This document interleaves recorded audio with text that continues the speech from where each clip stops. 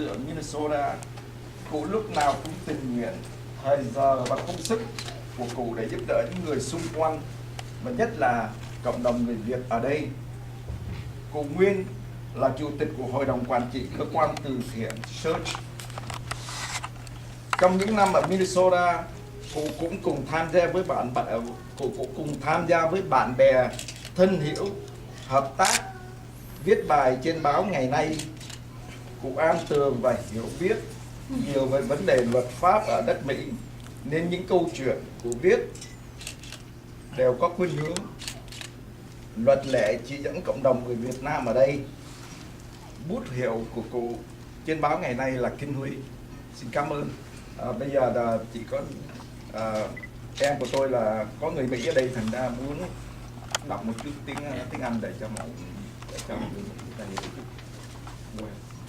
My father was born in Hanoi, Vietnam at December 26, 1930.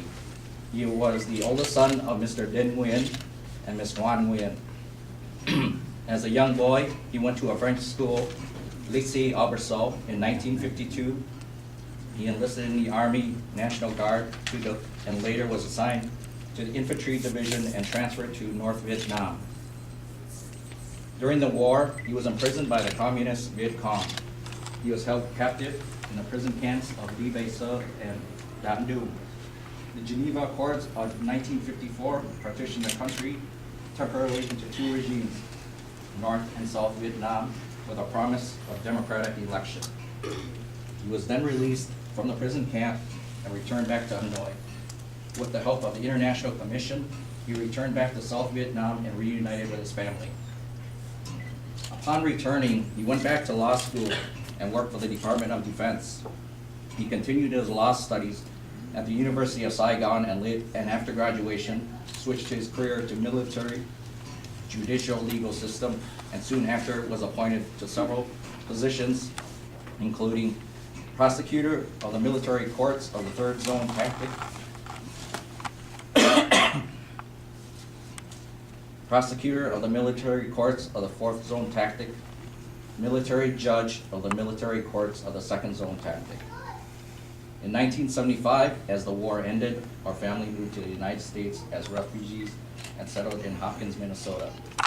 It was here where he worked hard to support our family by working full-time during the day and attending law school at night at the University of Minnesota. After graduation, he worked for the prestigious law firm of Faegre and Benson and continued to work there for 26 years until he retired at the age of 72. During our settlement in Minnesota, his passion was to volunteer and to help people, especially to those in the Vietnamese community, as is evident in his position as chairman of the board of the nonprofit search agency Search. Also, during those years, my father and his close friends got together and wrote a bi-weekly newspaper called Nai Ngai and went under the name of Kinh Huy. His writings were usually directed to the current case law. Thank you. Thank you. Chúc mừng ra từ đáp của ngày trăm cái này là cơ hội của anh em Hoa Kỳ trước vinh danh cho những người tôi đã thương yêu cái này.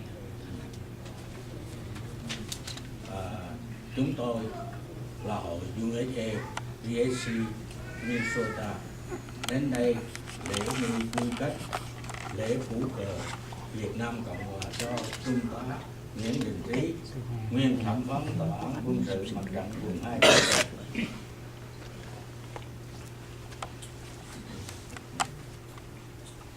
2. U.S. Army Freedom Salute Certificate of Appreciation, Lieutenant Colonel Jean Nguyen, for outstanding service to the nation as a United States Army soldier. You are being recognized for your patriotism and continued support of the Army family. Your legacy is today's Army and the value soldiers exhibit as they stand in defense of our country around the world. Their efforts are a direct reflection of your service in the United States Army and a grateful nation. Thank you. Tuyên bố lễ phủ cờ bắt đầu. Nghiêm! Nghiêm! Chào!